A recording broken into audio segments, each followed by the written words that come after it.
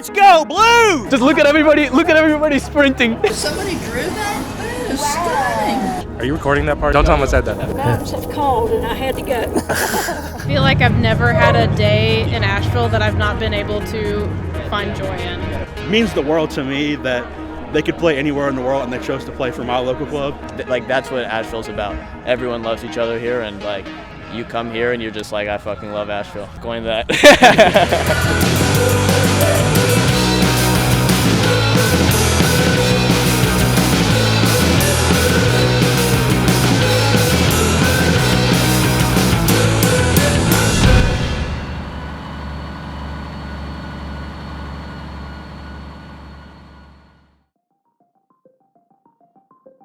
Asheville, North Carolina, a place near and dear to the hearts of Club 11. Last year around this time, we embarked on what turned out to be a trial run for the Soccer Odyssey, our current journey to uncover the hidden threads that make up the heart of American soccer. That adventure brought us to Asheville, the eclectic mountain town perched atop the Appalachian Mountains in western North Carolina. It's an amazing, energetic, vibrant town. The people of Asheville eat and breathe this soccer club. What Asheville City brings is further than a sense of community.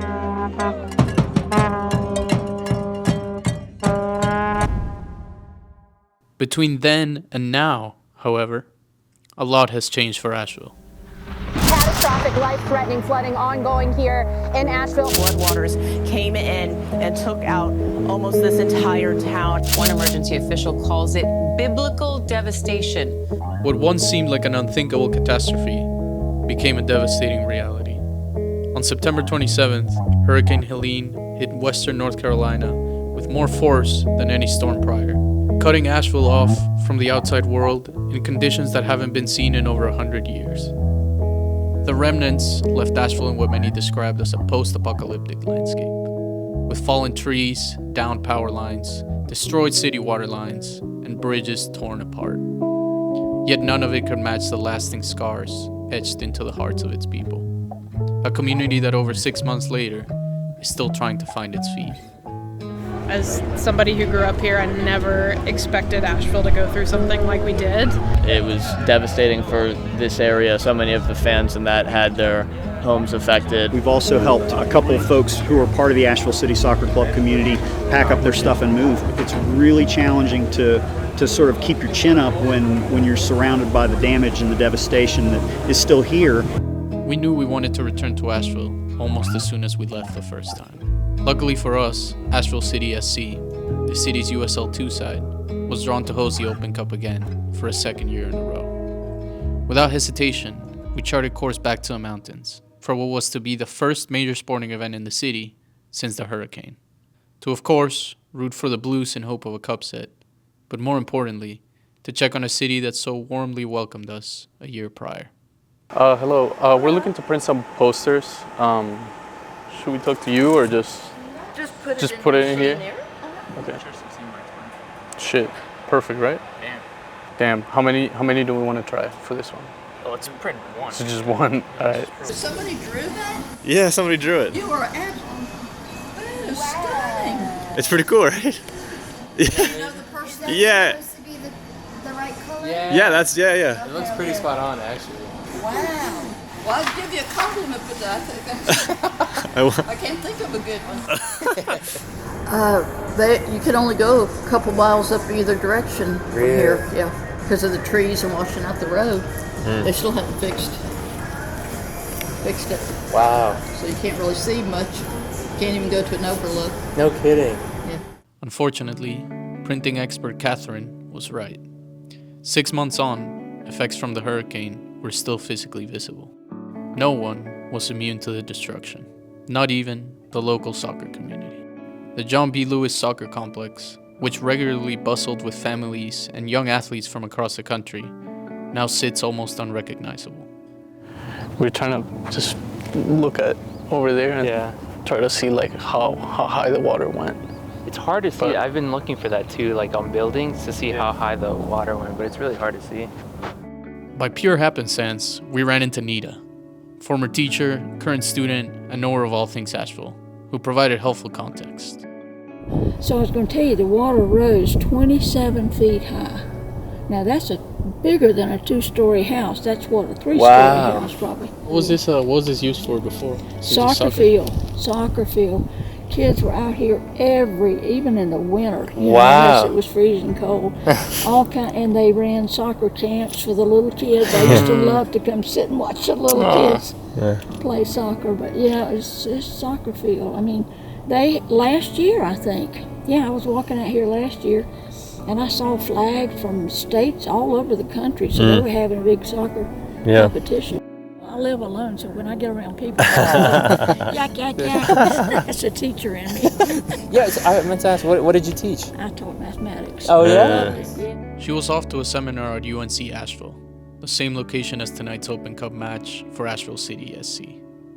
Not everything is a neat geometric shape. Correct, yeah. And you really learn when you take calculus that you can find the area of any shape, No kidding. Yeah. That's funny. The mountains have called and I had to go. But before we joined her at Greenwood Field, we met up with the South Slope Blues to hear about the team, the city, and how the two have further intertwined since the storm. Because we're in the mountains, the geography shapes a lot of things, like it shapes where you live and how you live and what you do.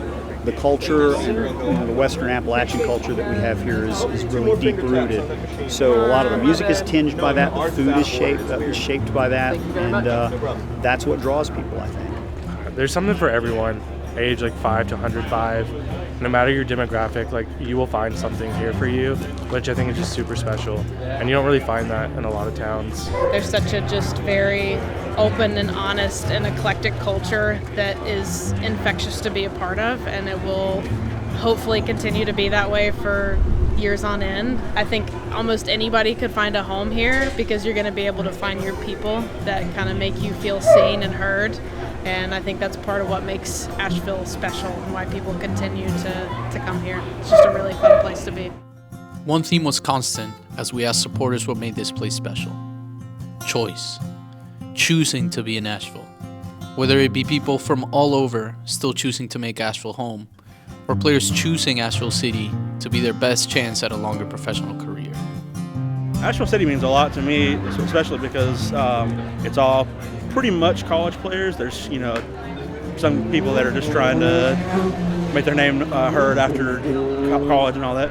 But the ultimate goal was for them to go pro. So it means the world to me that they could play anywhere in the world and they chose to play for my local club. That's why I put all their nationalities on my jacket, because I just want them to be recognized and appreciated for what they do. Just want to let them know that we're thinking of them, and that they always have a place in our hearts. There's been a lot of that kind of foundation of the team that's built around local players, whether they're players who have played collegiately in the Asheville or Western North Carolina area, or they grew up here and they've come back in the summers and the late spring to play for the team.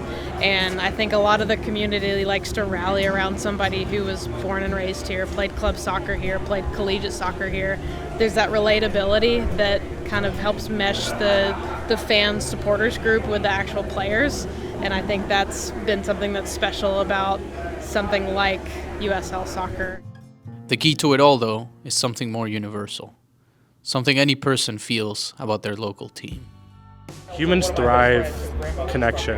And if you don't have connection in the place that you live and work, then you're not going to feel like you belong. I think that what's being created is a family, and what we have in common is soccer, and so that then leads to other opportunities to serve others and help others.